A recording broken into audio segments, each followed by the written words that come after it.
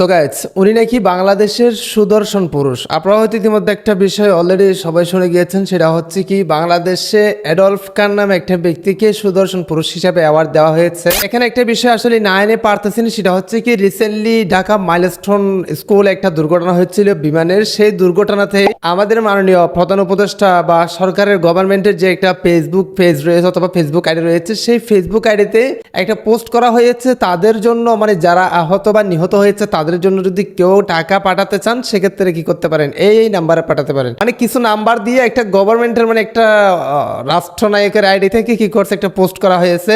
কিছুক্ষণ পর, কয়েক ঘন্টা পর আবার পোস্টটা কিন্তু ডিলিট করে দেওয়া হয়েছে। মূলত বিষয়টা হচ্ছে কি, এই যে একটা গভর্নমেন্টের আইডি থেকে যে একটা টাকা চাওয়া, মানে টাকার প্রয়োজন, মানে টাকা দিতে চাইলে এই নাম্বার দিতে পারেন, এরকম একটা পোস্ট করা, এটা কতটা একটা নিকৃষ্ট পোস্ট আপনার কমেন্টে জানাবেন। আর মানে একটা গভর্নমেন্টের আইডি থেকে এইরকম পোস্ট করা মানে তাদের নিশ্চয়ই টাকা নাই, তাদের টাকা প্রয়োজন। এখন মোস্ট ইম্পর্টেন্ট কথা হচ্ছে কি, এই যে এইরকম কিছু হিজড়া মার্কা ব্যক্তিদেরকে তারা অ্যাওয়ার্ড কোথা থেকে দেয়। মানে টাকা নাই, টাকা প্রয়োজন, টাকা দিতে চাইলে নাম্বারেই দিতে পারেন, পোস্ট করতেছে ফেসবুক আইডিতে, বাট কয়েক মাস হতে না হতে, কয়েকদিন হতে না হতেই অ্যাওয়ার্ড হিসেবে, সুদর্শন পুরুষ হিসেবে এইরকম হিজড়া মার্কা ব্যক্তিদেরকে তারা অ্যাওয়ার্ড কোথা থেকে দেয়। প্রশ্ন যে বাঙালি হিসেবে, যে জেনারেল পার্সন হিসেবে, এটাই আপনার মতামতকে অবশ্যই কমেন্ট জানাবেন। মানে আমার কেমন জানি এটা মনে হচ্ছে এটা বলা উচিত, এই জন্য আমি এটা বললাম। এখন আমরা প্রথমত জানবো সুদর্শন বিষয়টা কি, মানে সুদর্শন মানে কি, সুদর্শন ব্যক্তি মানে কি, সুদর্শন জিনিসটা কি, কাকে বলা হয়।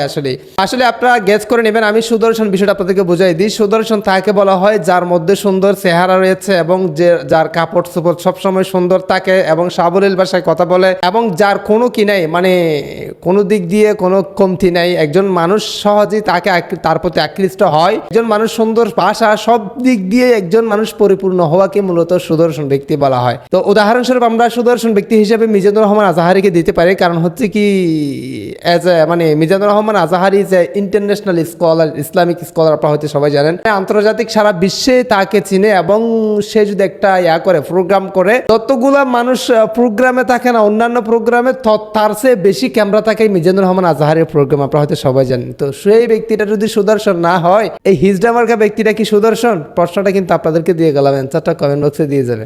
আসলে কেন জানি মনে হচ্ছে এই পাগলা মার্কা বা হিজড়া মার্কা ব্যক্তিটা নাকি একটু কথা বলার, তাই বললাম। এই ব্যক্তিটা নাকি সুদর্শন ব্যক্তি, যাকে কখনো কোথাও টিভির পর্দায় অথবা কোনো ফেসবুক পেজ অথবা কোনো একটা সোশ্যাল মিডিয়াতে দেখা যায় নাই। একটা কোনো মানে ক্রিয়েটিভিটি আছে, এরকম কোনো যোগ্যতা নিয়ে কোনো একটা কিছু অ্যাওয়ার্ড পাইছে বা কোনো একটা কিছু এই ইতিহাস করছে, এরকম এই ব্যক্তিটার কাছে কোনোদিনও দেখি নাই। হঠাৎ করে এই ব্যক্তিটাই নাকি অ্যাওয়ার্ড পায় সুদর্শন ব্যক্তি হিসেবে। সো আসলে বেশ কিছু বলার দরকার নাই, মোস্ট ইম্পর্টেন্ট কথাটা বলে দিয়েছি যে গভর্নমেন্টের পেজ থেকে আসলে ভিক্ষার মতো করে নাম্বার দিতেছে, মানে বিকাশ নাম্বারে কেউ টাকা পাঠাতে চাইলে পাঠাতে পারেন। ওই গভর্নমেন্ট বা ওই দেশে, মানে যে দেশে ভিক্ষা চাওয়ার অবস্থা হয়ে গেছে, ওই দেশে আবার অ্যাওয়ার্ড দিতেছে হিজড়া মার্কা ব্যক্তিদেরকে সুদর্শন হিসেবে। কোনো কিছু মাথায় এসে থাকলে অবশ্যই কমেন্টে জানাবেন। পরবর্তী ভিডিও কমেন্টে জানাতে পারেন, নেক্সট ভিডিও আপনার কমেন্টে ভিত্তি করে নিয়ে আসবো। সো গাইস, আজকের ভিডিওটা শেষ করে দিতে সুস্থ ভালো থাকবেন। দেখা হবে নেক্সট একটা ভিডিওতে। Thank you so much.